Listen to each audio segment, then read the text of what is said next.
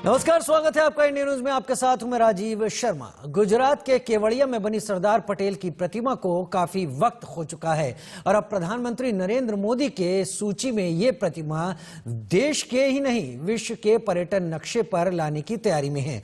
प्रधानमंत्री नरेंद्र मोदी ने इसके लिए केवड़िया के लिए 8 ट्रेनों को आज हरी झंडी दिखाई।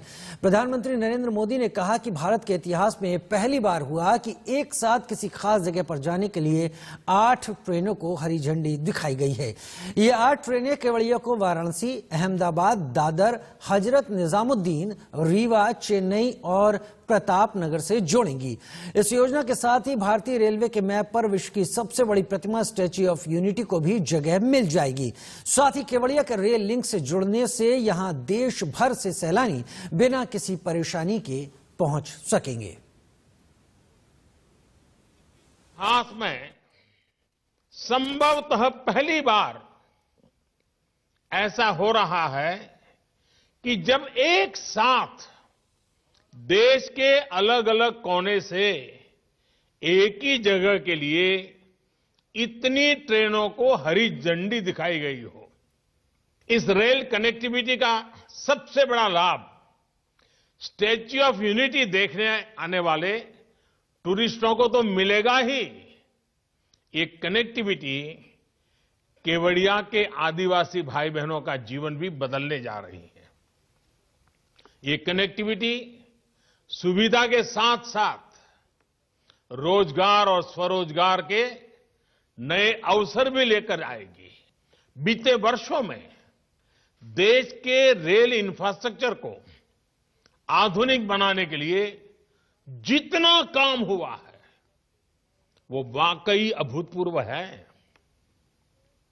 आजादी के बाद हमारी ज्यादातर ऊर्जा पहले से जो रेल व्यवस्था थी उसको ठीक ठाक करने या सुधारने में ही लगी रही।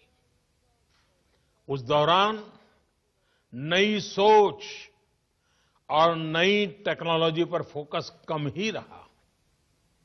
ये अप्रोच बदली जानी बहुत जरूरी थी और इसलिए बीते सालों में देश में रेलवे के पूरे तंत्र में व्यापक बदलाव करने के लिए काम किया।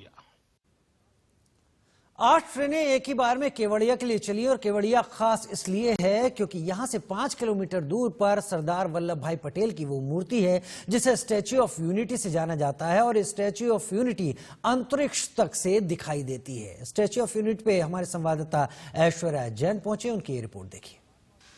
तड़वी जयंती भाई एस हमारे साथ मौजूद हैं जो टूरिस्ट गाइड हैं। स्टैच्यू ऑफ यूनिटी को इन्होंने बहुत ही करीब से देखा हुआ है।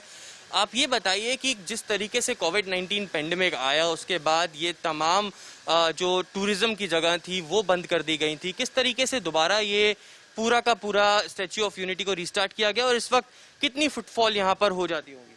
अभी सर जब कोरोना की वजह से यहाँ बंद था उसके बाद अक्टूबर में फिर से स्टार्ट किया तो यहाँ पहले लिमिट में टिकट दी जाती थी और ऑनलाइन में ही पूरा बुकिंग होता था। लेकिन अभी जो ये टिकट जो थी अभी बढ़ा दी है सर, 15-20 दिन से टिकट लिमिट बढ़ा दी है सर अभी। किस तरीके से आपने, क्योंकि बहुत करीब से देखा है स्टैच्यू ऑफ यूनिटी को बनते हुए भी, एल&टी का ये पूरा प्रोजेक्ट था जो विश्व की सबसे ऊंची स्टैच्यू जिसको कहा जाता है सरदार वल्लभ भाई पटेल की, किस तरीके से ये पूरा का पूरा प्रोजेक्ट हुआ? आप मेरे को उस ब्रिज के बारे में ही बता रहे थे। हाँ। क्या कहानी रही है?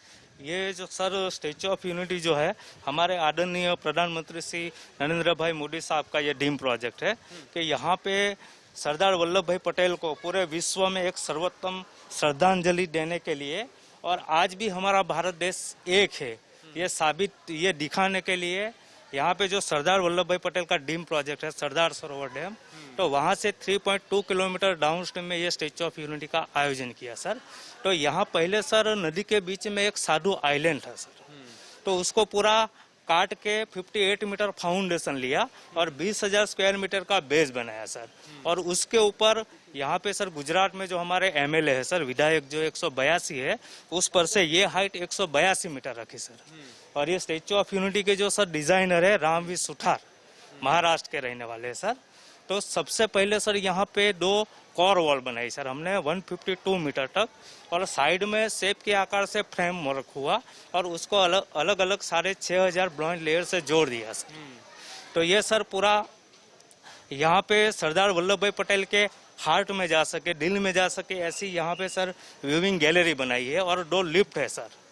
वो हमको 38 सेकंड में 45 फ्लोर पे ले जाएगी सर। अच्छा।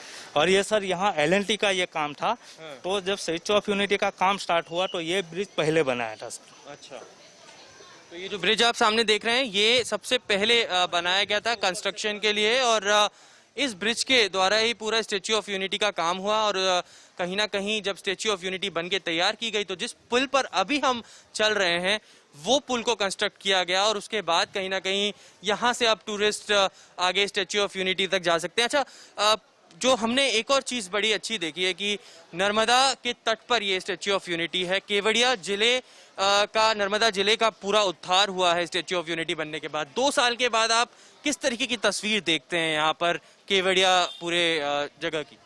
यहाँ पे सर स्टैच्यू ऑफ यूनिटी बनने के बाद काफी सारे यहाँ प्रोजेक्ट बने हुए हैं सर। यहाँ 17 पॉइंट ऐसे बने हुए हैं। यहाँ टूरिस्ट आते हैं सर। यहाँ पे जो लोकल जो गांव है उसको यहाँ पे रोजगार मिला है सर, और उसके जीवन धोरण में काफी सुधार हुआ है सर। मैं तो रोजगार यहाँ पे बढ़ा हुआ है सर। किस तरीके के जो प्रोजेक्ट्स की आप बात कर रहे हैं वो यहाँ पर केवड़िया के अंदर देखने आ सकते हैं टूरिस्ट? यहाँ पे सर स्टैच्यू ऑफ यूनिटी के अलावा जंगल सफारी है sir, valley of flower garden है सर, और ग्लो गार्डन है। उसके अलावा सर यहाँ पे रिवर राफ्टिंग हो रहा है, साइकिलिंग हो रहा है, न्यूट्रिशन पार्क है, क्रैक्टस बटरफ्लाई गार्डन है, एक आरोग्य वन करके है सर, और एकता नर्सरी, ऐसे अलग अलग पॉइंट्स यहाँ पे बनाए हुए हैं सर। कहीं ना कहीं स्टैच्यू ऑफ यूनिटी बनने के बाद पूरी तस्वीर नर्मदा जिले के केवड़िया की बदल चुकी है। टूरिस्ट अब दोबारा से यहाँ पर आना उनका शुरू हो चुका है, और कहीं ना कहीं जिस तरीके से डेवलपमेंटल प्रोजेक्ट्स की बात की जाए, एक मिसाल बनकर केवड़िया ये पूरा क्षेत्र उभरा है। और आगे चलकर अब ये जो पूरी तस्वीर दिखाएंगे हम आपको। मेरा कैमरा पर्सन अविनाश को कहूँगा कि एक बार ये 182 मीटर ऊंची प्रतिमा, जो विश्व की सबसे बड़ी प्रतिमा जिसको कहा जाता है, जो प्रधानमंत्री नरेंद्र मोदी ने 31 अक्टूबर 2018 को इसका शुभारंभ किया था और देश के नाम इसको समर्पित किया था, वो यहाँ से किस तरीके से आगे चलकर देश को पूरे गौरवान्वित करती है, और जितने भी यहाँ पे टूरिस्ट आते हैं उनको किस तरीके से गौरवान्वित करती है, हम आपको आगे चलकर यहाँ पर दिखाएंगे। विश्व की सबसे ऊंची प्रतिमा को तैयार करना था और इसके लिए कई मुश्किलें थी। देश भर के अंदर लोहा कैंपेन चलाया गया, 2013 की ये बात है, और उसी दौरान सबसे पहले झारखंड से ये हथौड़ा आया, जहां पर लोहा कैंपेन के लिए सबसे पहले जो वहां के किसान थे उन्होंने ये हथौड़ा दिया, और इसको यहाँ पर म्यूजियम में रखा गया है। देखिए क्या लिखा है, the first form tool received from an unknown farmer of Jharkhand during लोहा कैंपेन 2013। ये वो ऐतिहासिक जो झंडा है जिसको उस दौरान चीफ मिनिस्टर ने फ्लैग ऑफ किया था लोहा कैंपेन का 2013 में, उसको भी यहाँ पर रखा गया है। 2013 के अंदर ये देखिए वेंकैया नायडू की तस्वीर देख सकते हैं, और प्रधानमंत्री नरेंद्र मोदी की उस दौरान की तस्वीरें 2013 की ये तस्वीरें हैं, जब इसका पूरा का पूरा शिलान्यास किया गया था। रन फॉर यूनिटी नाम का पूरा एक कैंपेन चलाया गया था, लोहा कैंपेन। देश भर के अंदर से कितने गांव से लोहा आया था उस दौरान 2013 के अंदर। स्टैच्यू ऑफ यूनिटी बनना एक बहुत बड़ा लक्ष्य था, और कहीं ना कहीं मुश्किलें भी थीं कि इतनी विश्व की सबसे ऊंची प्रतिमा बनाना है। किस तरीके से पूरा लोहा कैंपेन चला है? यहाँ पे सर जब स्टैच्यू ऑफ यूनिटी का जब निर्माण यहाँ प्लानिंग किया सर, तो 2013 में 4 कैंपेन चलाए थे। लोहा कैंपेन है, run for unity campaign, digital campaign और फंड कैंपेन। तो हमारे देश में से 1,70,000 गांव से किसानों का लोहा आया था सर। उसके साथ साथ मिट्टी भी आई थी सर 1,59,000 गांव से। तो यहाँ पे सर वॉल ऑफ यूनिटी बनाई है सर। हम अभी बाहर जाएंगे, वहाँ पे वॉल ऑफ यूनिटी देखेंगे सर। तो वहाँ पे 1,59,000 गांव की मिट्टी मिली हुई है सर। तो यहाँ पे जो विजिटर आएंगे उसको यहाँ पे महसूस होगा कि यहाँ पे हमारा भी योगदान है। एक भारत श्रेष्ठ भारत के नाम से ये पूरा का पूरा एक वॉल तैयार की गई है, जहाँ पर 1,59,000 गाँव से मिट्टी आई, 1,70,000 गाँव से लोहा आया, क्योंकि एक बहुत विशाल प्रतिमा बनाने का लक्ष्य था। और आज जब इस विशाल काय म्यूजियम के अंदर हम खड़े होते हैं तो वाकई में उन सभी गांव के लोग, उन सभी जगहों के लोग, पूरे भारतवर्ष के लोग गर्वान्वित महसूस करते हैं। देश के इतिहास में पहली बार राष्ट्रीय टेलीविजन पर आप ये तस्वीरें देख सकते हैं। इस वक्त मैं स्टैच्यू ऑफ यूनिटी के अंदर हूँ और यहाँ से हम आपको दिखाएंगे कि किस तरीके से स्टैच्यू ऑफ यूनिटी, जो 182 मीटर ऊंची प्रतिमा है, विश्व की सबसे ऊंची प्रतिमा सरदार वल्लभ भाई पटेल की जिसको कहा जाता है, वो इन्हीं लिफ्ट से जाती है। और ये तस्वीरें बेहद अहम इसलिए हैं क्योंकि कहीं ना कहीं ये पहली बार ऐसा होगा जब ये तस्वीरें आपको एक टेलीविजन स्क्रीन पे नजर आएंगी। 2018 में पहली बार प्रधानमंत्री नरेंद्र मोदी ने इसका शुभारंभ किया था और इन्हीं लिफ्ट से अब हम सीधे ऊपर जाएंगे और ये तस्वीरें आपको दिखाएंगे कि किस तरीके से ऊंचाई कितनी है स्टैच्यू ऑफ लिबर्टी की। ये देखिए, ये तस्वीरें देख सकते हैं। क्यों हम सबसे विश्व की इसको ऊंची प्रतिमा कह रहे हैं, ये डिफरेंस नजर आता है। ब्राजील का क्राइस्ट दी रेडमीर जो जिसकी ऊंचाई लगभग 36 मीटर है, ये कंपेयर की गई है दी मदरलैंड कॉल्स ऑफ रशिया से। इसको कंपेयर किया गया है स्टैच्यू ऑफ लिबर्टी से, जो एक समय में सबसे ऊंची प्रतिमा थी। उसको कंपेयर किया गया है उशिकू डाइबुल से, जो जापान की प्रतिमा है। और फिर जो दूसरी सबसे ऊंची प्रतिमा है वो है spring temple Buddha of China. लेकिन कहीं ना कहीं जब 2018 में स्टैच्यू ऑफ यूनिटी बनकर तैयार की गई, इसकी हाइट रही 182 मीटर और ये अब सबसे ऊंची विश्व की प्रतिमा बन चुकी है। ये जो लिफ्ट है इसमें हम मौजूद हैं और ये हम ऊपर जा रहे हैं, ऊंचाई पर जा रहे हैं। और ये तस्वीरें बेहद अहम इसलिए होती हैं क्योंकि इस तरीके की तस्वीरें आपने कभी पहले नहीं देखी गई हैं। ये पूरा का पूरा जो नक्शा है वो बता रहा है कि किस तरीके से इसको कंस्ट्रक्ट किया गया है। आगे चलते हैं और देखते हैं क्या कुछ तस्वीरें हैं। हम कितनी ऊंचाई पर हैं इस वक्त और कितने सेकंड्स में हम इस ऊंचाई पे पहुंच चुके हैं? अभी सर हम 135 मीटर पे आ गए, 45 फ्लोर पर। 38 सेकंड में हमको ये लिफ्ट यहाँ पे ले आए। 30 सेकंड में 45 फ्लोर पे ले आए हैं। और कितनी ऊंचाई है? 135 मीटर। हाँ, 135 मीटर सर। अच्छा, ये सबसे ऊपर का दृश्य है जो सबसे पहले आप अपने टेलीविजन स्क्रीन पे देख रहे हैं। और में आ गए सर हम, सरदार वल्लभ भाई पटेल के हार्ट में, दिल में आ गए सर। अच्छा, तो ये जो इधर आप देख सकते हैं ये हार्ट है, ये दिल है सरदार वल्लभ भाई पटेल की स्टैच्यू ऑफ यूनिटी का, जिसको आप अब देख रहे होंगे। किस तरीके से आप इसको डिस्क्राइब करेंगे, बताइए।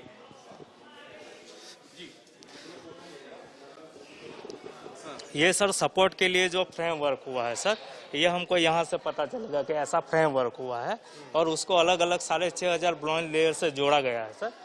हर एक प्लेट को सर ये येलो नंबरिंग जो है सर, ऐसा नंबरिंग दिया है सर। अगर मैं फ्यूचर में कोई प्लेट हमारी डैमेज हो गई तो हम उसका नंबर दे देंगे, वो शेप की प्लेट तैयार होके आ जाएगी सर। और हर एक प्लेट को हाइड्रोलिक जैक का सपोर्ट दिया है सर, शेप के आकार से आगे पीछे हो सकेगा सर। ये कौन सा स्टेज है? इससे ऊपर भी क्या हम जा सकते हैं? कोई विजिटर जा सकता है या फिर अभी इसी लेवल तक ब्लॉक कर रखे हैं? नहीं सर, यहाँ विजिटर के लिए ये लास्ट है सर। अच्छा, लास्ट है।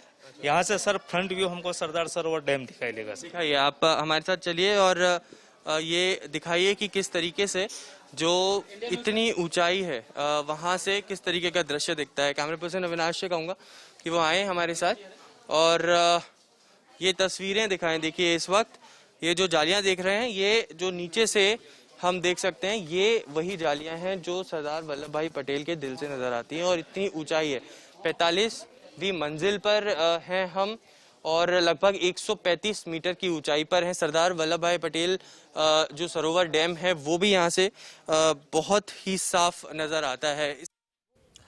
तो स्टैच्यू ऑफ यूनिटी के साथ ही ग्लो गार्डन केवड़िया में देखने योग्य है। संवाददाता ऐश्वर्या की ये रिपोर्ट खास आपके लिए। स्टैच्यू ऑफ यूनिटी, एक और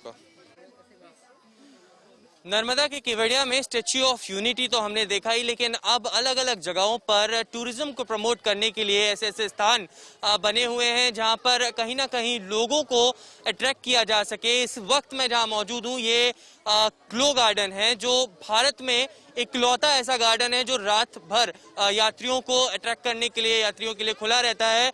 इसकी खासियत क्या है वो जानने के लिए हमारे साथ मौजूद है अभिषेक, जो इस पूरे ग्लो गार्डन को इसकी टेक केयर करते हैं, इसकी रखवाली करते हैं, क्योंकि कहीं ना कहीं ये एक इस तरीके का गार्डन बनाया गया है जो देश के अंदर पहला है, विश्व के अंदर दूसरा है। सिर्फ दुबई के अंदर इस तरीके का गार्डन पहले बना हुआ था। प्रधानमंत्री नरेंद्र मोदी ने खुद इसको 31 अक्टूबर 2020 में इनॉग्रेट किया। क्या खासियत है इस गार्डन की? और मैं देख रहा हूं कि रात में भी इतने सारे पर्यटक यहाँ पर आ रहे हैं, ना केवल अब स्टैच्यू ऑफ यूनिटी जा रहे हैं बल्कि यहाँ पर भी आ रहे हैं। बिल्कुल सही बोल रहे हैं आप। ये रात में नॉर्मली कहीं भी आप जाते हैं तो वहाँ पे रात के समय ऐसा होता है कि सब लोग होटल में जाके विश्राम करते हैं, सोते हैं और अपने नॉर्मल खाना खा के रेस्ट करते हैं। लेकिन यहाँ पे हमने ऐसा किया कि इस पूरे पार्क को बनाया जिसमें कि रात को लोगों को कुछ देखने के लिए रहे। जब वो यहाँ इतनी दूर आए हैं स्टैचू देखने के बाद में, उनको रात को एक ऐसी जगह हमने ये बनाई है जहाँ पे लोग आते हैं, लाइट्स के साथ में खड़े होते हैं, फोटोग्राफ क्लिक करते हैं। जैसे कि आप देख रहे हैं यहाँ पे आसपास में इतनी सारी लाइट्स, फ्लावर्स और हम लोगों ने ये सारे ट्रीज क्रिएट करे हैं, एनिमल्स हैं, जहाँ पे लोग आते हैं, इनके साथ में फोटोग्राफ क्लिक करते हैं और फिर उन्हें सोशल मीडिया पे अपलोड करते हैं। ये जो लाइट्स देख रहा हूँ, ये एलईडी लाइट्स का इस्तेमाल किया गया है। कितनी एलईडी लाइट्स पूरे इस गार्डन में यूज की गई? आप करीबन आप मान के चलिए 30 लाख से 35 लाख के बीच में एलईडी लाइट्स यहाँ पे यूज की गई है, जो कि इस पूरे गार्डन को लिट अप कर रही हैं, जो इसको जलाए रख रही हैं। लोग यहाँ पे डांस भी कर रहे हैं। ये क्या है? ये कौन सा अट्रैक्शन? ये अगर आप देखेंगे तो ये एक सेंसर वाला डांसिंग फ्लोर है जिसके अंदर ये सारे सर्किल्स हैं। अगर आप इसको टच करते हैं तो ये सेंसर से अपने आप लाइट्स यहाँ पे जल रही हैं। एग्जैक्टली ये वाली चीजें यहाँ पे आपको देखने को मिलेगी। अपना खुद का म्यूजिक यहाँ पे वो प्ले करते हैं। जैसे हम गुजरात में हैं, अगर यहाँ महाराष्ट्र का क्लाइंट आता है तो अपने महाराष्ट्र के गाने लगा के और ये डांस करता है। ये जो मैं यहाँ पर एनिमल्स को देख रहा हूँ, ये जो पेड़ों को देख रहा हूँ, फाउंटेन्स को देख रहा हूँ, ये कहीं ना कहीं नेचर से रिलेटेड में कुछ चीजें देख रही हैं। क्या प्रमोट करने की कोशिश की जा रही है? बिल्कुल सर, अगर आप देखेंगे यहाँ पे ये सब हम लोग नेचर को अब अभी हम देखेंगे तो हम एक जंगल के अंदर है। अब हमने जब जानवरों के जंगल को कैप्चर किया तो उन्हीं के साथ में हमें रहना है, तो हमने उसी को देखते हुए यहाँ पे हर जगह ग्लो गार्डन के ऊपर जैसे आप देख रहे हैं यहाँ पे एक घोड़ा हमने रखा है, पीछे देखेंगे हिरन है, पेड़ हैं। ये सब जंगल वाले पूरे जंगल डिपार्टमेंट ने इसको क्रिएट किया है। सरकार की तरफ से, मतलब ये फॉरेस्ट डिपार्टमेंट की तरफ से आप लोगों को बिल्कुल ये दिया गया ये है? बिल्कुल दिया गया और इसका हम लोग पूरा ध्यान रख रहे हैं। क्योंकि एलईडी लाइट का जिक्र किया, देखिए भारत सरकार लगातार ये बात कहती आई है कि आपको बिजली बचानी है। इतनी ज्यादा बिजली मैं यहाँ पर उपयोग होते हुए देख सकता हूँ एलईडी लाइट्स के जरिए। किस तरीके से ये संदेश जा रहा है? गलत संदेश जा रहा है या फिर सही संदेश जा रहा है? नहीं नहीं, इस बात में मैं आपको करेक्ट करना चाहता हूँ। हालांकि यहाँ पे जो ये लाइट यूज की है इनमें दो चीजें हैं। पहली चीज ये है कि जो यहाँ पे जितनी भी बिजली यूज की गई है इन लाइट्स के अंदर, वो अभी हालांकि हम लोग इलेक्ट्रिसिटी को यूज करके यूज कर रहे हैं, बट इनका जो पावर ये यूज कर रही है वो बहुत ही कम है। दूसरा, ये आने वाले कुछ महीनों के अंदर हम लोग 1 महीने या मुश्किल से 1.5 महीने के अंदर ये जितनी भी बिजली है, अगर आप देखेंगे पीछे एक पार्किंग एरिया बना रखा है जिनके ऊपर जो शेड लगी है, उन शेड को ढकने के लिए सोलर पैनल्स यूज किए हैं। उनसे बनने वाली बिजली को अब यहाँ डाला जाएगा और ये पूरी लाइट्स उससे चलेंगी। सोलर पैनल का इस्तेमाल किया जाएगा। अच्छा, एज अ दर्शक अगर मैं सुनना चाहूँ आप लोगों से कि ये रात को पूरा रात का एक गार्डन है, ग्लो गार्डन इसको कहा जाता है। कोई भी अगर व्यक्ति आता है यहाँ पर स्टैच्यू ऑफ यूनिटी देखने के लिए, तो क्या टाइमिंग्स रहेंगी उसके लिए यहाँ पर आने के लिए, और कितना प्राइस उसको यहाँ पे करना पड़ेगा इस गार्डन को घूमने के लिए? देखिए, अगर मैं टाइमिंग की बात करूं तो जैसे कि नाम ग्लो गार्डन है तो ये रात को ही लिट अप किया है और नाइट टूरिज्म को हम लोग थोड़ा बढ़ावा देना चाहते हैं। सबसे अच्छा टाइम यहाँ पे आने का है शाम को 6 बजे से लेके रात को 10 बजे के बीच में। आपने लेजर शो अगर आपका है आधे घंटे का, वो आप देख के फिर भी आप आ सकते हैं। यहाँ पे 10 बजे तक ये ओपन रहता है। और अगर मैं अमाउंट की बात करूं यहाँ पे कितना पैसा लगेगा एक आदमी का, जो कि बहुत ही मिनिमम है, 100 रुपए पर हेड हम चार्ज करते हैं एडल्ट का, और 3 साल से 15 साल के बीच में जो बच्चे आते हैं उनका हम 50 रुपए चार्ज करते हैं। जल्दी से इस पूरे पॉइंट की क्या खासियत है? ये क्या चीज ये यूनिक लग रहा है? क्योंकि मैं ये बहुत ही यूनिक जगह है क्योंकि इन्हें हमारे मोदी सर ने यहाँ पे आके इनोग्रेट किया था। अगर आप देखेंगे ये हमारा एक सेल्फी पॉइंट है जो अभी हमने हालांकि क्लोज कर रखा है कोविड की वजह से, वरना यहाँ पे सब लोग आते हैं, अपनी सेल्फीज क्लिक करते हैं और वापस जाते हैं, और एक बहुत ही यादों को सजो के लेके जाते हैं इस पूरे के अंदर। प्रधानमंत्री नरेंद्र मोदी ने खुद इस सेल्फी पॉइंट को इनॉग्रेट किया 31 अक्टूबर 2020। एक इकलौता ऐसा गार्डन जो भारत के अंदर है, नर्मदा के केवड़िया में, ग्लो गार्डन इसको कहा जाता है, और दूसरा ऐसा गार्डन विश्व में, क्योंकि पहला दुबई में, उसके बाद भारत के अंदर। और नाइट टूरिज्म को बेसिकली बढ़ावा देने के लिए इस तरीके के गार्डन को यहाँ पर इनॉग्रेट किया गया था प्रधानमंत्री द्वारा। ऐसे कई ऐसे पॉइंट्स हमें देखने को मिले जो ना केवल अब स्टैच्यू ऑफ यूनिटी को देखने जो लोग आ सकते हैं वो वहां जाकर देख सकते हैं, लेकिन कई और जगहों पर जाकर भी अपने इस पूरे टूर का लुत्फ उठा सकते हैं। रोजाना करीब 1 लाख लोग देखने के लिए वहां पहुंच रहे हैं। सोलर पैनल का इस्तेमाल हो रहा है तमाम तरह की ऊर्जा में, और रात में जो टूरिज्म है 6 से 10 के बीच में, उसको प्रमोट करने के लिए तमाम तैयारियां केवड़िया के नजदीक स्टैच्यू ऑफ यूनिटी के पास